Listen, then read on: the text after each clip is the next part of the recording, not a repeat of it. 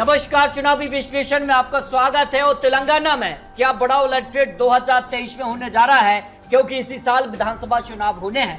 कर्नाटक में बड़ा उलटफेर देखने को मिला था, लेकिन तेलंगाना में किसकी सरकार बन सकती है, अपने अपने जीत के दावे सामने आ रहे हैं।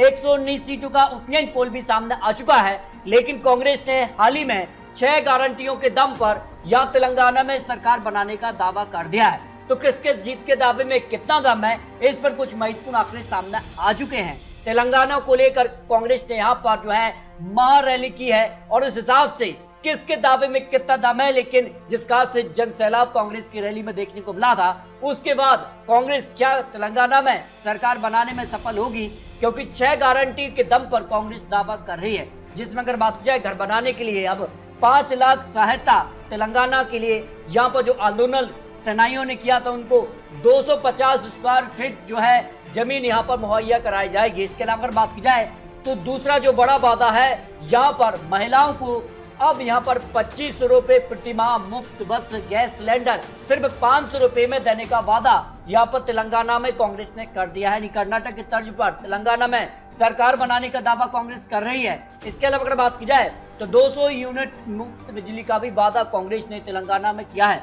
जबकि युवाओं के लिए अगर बात की जाए तो कॉलेज छात्रों के लिए 5 लाख तक की सहायता राशि तेलंगाना में यहाँ पर कांग्रेस ने वादा किया है। और वरिष्ठ नागरिकों को जो विधवा पेंशन है, विकलांग हैं, उनको 4000 मासिक पेंशन राजीव आयोग श्री द्वारा 10 लाख तक का यहाँ पर सहायता राशि दी जाएगी। जबकि जो छठा वादा उसमें किसानों को 15,000 और मजदूरों को 12,000 रुपए प्रति एकड़ से यहाँ पर देने का वादा कांग्रेस ने किया है। तो क्या इन वादों के दम पर कांग्रेस 2023 में तेलंगाना में सरकार बना पाएगी, क्योंकि इस कार का अब यहाँ पर हलचल देखने को मिल रही है। यहाँ पर राहुल गांधी नए लुक में भी सामने आ रहे हैं। कहीं ना कहीं पहले यहाँ पर ऑटो रिक्शाओं से भी बातचीत की है, अब खुली वेश में भी यहाँ पर दिखे हैं। तो उसके बाद कितना बदलेगा लोकसभा चुनाव 2024 का मूड, क्योंकि तेलंगाना भी महत्वपूर्ण माना जाता है दक्षिण भारत के लिए। और 2024 से पहले दक्षिण भारत के इस राज्य में विधानसभा चुनाव है, उस राज्य के नतीजे लोकसभा चुनाव के लिए महत्वपूर्ण हो जाते हैं। तो यहाँ का क्या आंकड़ा बन सकता है, क्योंकि प्रधानमंत्री मोदी जी भी यहाँ पर जो है चुनावी जनसभा कर चुके हैं तेलंगाना में, और एक बड़े जीत के अंतर से यहाँ पर जीत का दावा भी कर चुके हैं। तो किसके जीत के दावे में दम है, क्योंकि इस बार एनडीए वर्सेस इंडिया गठबंधन, लेकिन किसके दावे में कितना दम है, अगली सरकार किसकी बन सकती है, क्योंकि कांग्रेस 6 वादों के साथ चुनावी मैदान में उतर गई है। भारतीय जनता पार्टी ने इस बार अपने दम पर पूर्ण बहुमत सरकार बनाने का दावा किया है। वर्तमान में बीआरएस की सरकार है और जो विकास किए हैं उन दम पर वादा किया जा रहा है कि वो फिर से सरकार बना पाएंगे। तो क्या कुछ आंकड़ा होगा तेलंगाना में? अब यहाँ पर टेरेस के सामने एक तरफ कांग्रेस है तो एक तरफ बीजेपी, क्या त्रिकोणीय मुकाबला तेलंगाना में देखने को मिलने जा रहा है? इस पर कुछ महत्वपूर्ण विश्लेषण सामने आ चुके हैं, क्योंकि यहाँ पर 5 राज्यों में इसी साल विधानसभा चुनाव होने हैं और 5 राज्यों के नतीजे लोकसभा चुनाव के लिए महत्वपूर्ण हो जाते हैं। इनमें से 4 राज्यों के चुनावी परिणाम सामने आ चुके हैं। ऐसे में 2018 में टेरेस ने यहाँ 88 सीटें हासिल की थी, यहाँ पर 40% वोट शेयर उनके पक्ष में रहा था। कांग्रेस को 19 सीटें 28% वोट शेयर के साथ, बीजेपी को 1 सीट मिली थी, जबकि एआईएम पार्टी को 7 सीटों पर जीत मिली थी। लेकिन 1 सीट मिलने के बाद भी भारतीय जनता पार्टी ने लोकसभा चुनाव में अपना आंकड़ा बढ़ाया है। उसमें देखिए टेरेस को 9 सीटें, कांग्रेस ने 3 लोकसभा सीटें, बीजेपी ने 4 लोकसभा सीटें और एआईएम पार्टी को 1 लोकसभा सीट मिली थी। इसके अलावा बात की जाए तो यहाँ पर म्युनिसिपल कॉर्पोरेशन इलेक्शन में भी बड़ा उलटफेर देखने को मिला था। टेरेस ने 56 सीट, बीजेपी को 48 और एआईएम पार्टी 44, कांग्रेस को 2 सीटें मिली थी। वहीं से बीजेपी को संजीवनी मिली है और बीजेपी इसी तर्ज पर दावा कर रही है कि तेलंगाना में वो सरकार बनाने जा रहे हैं। लेकिन जिस कारण से माहौल बदला है, कर्नाटक में विधानसभा चुनाव में कांग्रेस ने जीत हासिल की है, तो इस बार माना जा रहा है कि किसके भी टक्कर हो सकती है। इस हिसाब से देखिए बीजेपी वर्सेस टीआरएस में 58% लोग मान रहे हैं, जबकि कांग्रेस वर्सेस टीआरएस में 42% लोग मान रहे हैं। लेकिन अनुमान लगाया जा रहा है कि इस बार तेलंगाना में त्रिकोणीय मुकाबला हो सकता है और जिस कार के बड़े बड़े ऐलान किए जा रहे हैं, उसके बाद तेलंगाना को लेकर क्या आंकड़ा बन सकता है, तो किसके पक्ष में आंकड़े जा सकते हैं। तेलंगाना की 119 सीटों पर जो ताजा सर्वे अनुमान सामने आ रहा है ओपिनियन पोल के हिसाब से, 119 सीटों का जो विश्लेषण है उस पर यहाँ करीब नगर की 4 सीटों में से बीजेपी को 1 सीट पर पलड़ा भारी नजर आ रहा है, 2 सीट पर बीआरएस और 1 सीट पर कांग्रेस, अन्य के पक्ष में 0 सीट की संभावना दिखाई दे रही है। जबकि मेडक की 2 सीटों में से बीजेपी को 1 सीट पर जीत की संभावना हो सकती है। 1 सीट पर यहाँ पर टेरेस के पक्ष में कांग्रेस को 0 सीट, अन्य के पक्ष में 0 सीट की संभावना हो सकती है। हैदराबाद सबसे महत्वपूर्ण माना जाता है क्योंकि यहां से 15 सीटों पर अगर बात की जाए 3 सीटों पर भारतीय जनता पार्टी की पकड़ मजबूत नजर आ रही है। 5 सीट पर बीआरएस और 5 सीट पर कांग्रेस, 2 सीट यहां पर अन्य के पक्ष में जा सकती हैं। तमाम की 5 सीटों की बात की जाए तो यहां पर बीजेपी को 3 सीटों पर जीत की संभावना हो सकती है। 2 सीटों पर यहां पर बीआरएस के बीच कड़ी टक्कर देखने को मिल सकती है और 1 सीट पर कांग्रेस भी कड़ी टक्कर यहां पर दे सकती है इन 5 सीटों पर जो अनुमान सामने आ रहा है। जबकि अगर बात की जाए निर्मल की 3 सीटों में से तीनों ही सीटों पर त्रिकोणीय मुकाबला देखने को मिल सकता है, यानी यहां पर कांटे की टक्कर देखने को मिल रही है जो अनुमान यहां पर दिखाई दे रहा है। अगर बात की जाए मंदसौर की 3 सीटों में से तो यहां पर भी बिल्कुल कांटे की टक्कर देखने को मिल रही है। एक सीट पर तीनों ही पार्टियों को संतुष्ट करना पड़ सकता है, लेकिन यहां पर कांटे की टक्कर है, जनता तय करेगी आखिर यहां किसका पलड़ा भारी है। अनुमान के हिसाब से यहां पर कांटे की टक्कर देखने को मिल सकती है। अगर बात की जाए बनाट पार्टी की 1 सीट पर सीधे तौर पर बीआरएस को जीत की संभावना हो सकती है। जबकि अगर बात की जाए बरमल अर्बन की 3 सीटों में से यहाँ पर जो है बीजेपी को 0 से 2 सीट की संभावना हो सकती है। 1 सीट पर बीआरएस और कांग्रेस के पक्ष में 0 सीट जा सकती है, यानी यहाँ पर बीआरएस और यहाँ पर बीजेपी के बीच कड़ी टक्कर यहाँ देखने को मिल सकती है। अगर बात की जाए अलीराबाद की 2 सीटों में से बीजेपी को और यहाँ पर बीआरएस के बीच कड़ी टक्कर देखने को मिल सकती है। 1 सीट की संभावना यहाँ पर दिखाई दे रही है।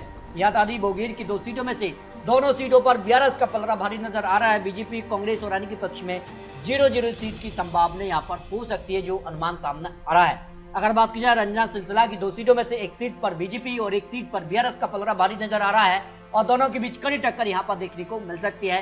कांग्रेस के पक्ष में 0-0 सीट की संभावना हो सकती है। अगर बात की जाए बरमल ग्रामीण की 2 सीटों में से तो यहां पर सीधे तौर पर बीआरएस और कांग्रेस के बीच कड़ी टक्कर देखने को मिल सकती है। बीजेपी और अन्य के पक्ष में 0 सीट जा रही है, यानी सीधे तौर पर यहाँ पर कांग्रेस बीआरएस के बीच कड़ी टक्कर है, लेकिन पलड़ा किसका भारी होगा ये तो जनता तय करने जा रही है। जबकि निजामाबाद की 6 सीटों में बात की जाए तो यहाँ पर कांटे की टक्कर देखने को मिल सकती है। यहाँ पर सीधे तौर पर बीआरएस और कांग्रेस के बीच कड़ी टक्कर देखने को मिल सकती है। 2 सीट पर बीआरएस, 2 सीट पर कांग्रेस और 1 सीट पर भारतीय जनता पार्टी, 1 सीट पर अन्य के पक्ष में सीट जा सकती है। यानी निजामाबाद की 6 सीटों पर कांटे की टक्कर देखने को मिल सकती है। हर एक पार्टी पूरी रणनीति के साथ यहाँ चुनावी मैदान में उतर रही है। जगतियाल की 3 सीटों में से बात की जाए तो यहाँ पर भी त्रिकोणीय मुकाबला देखने को मिल सकता है।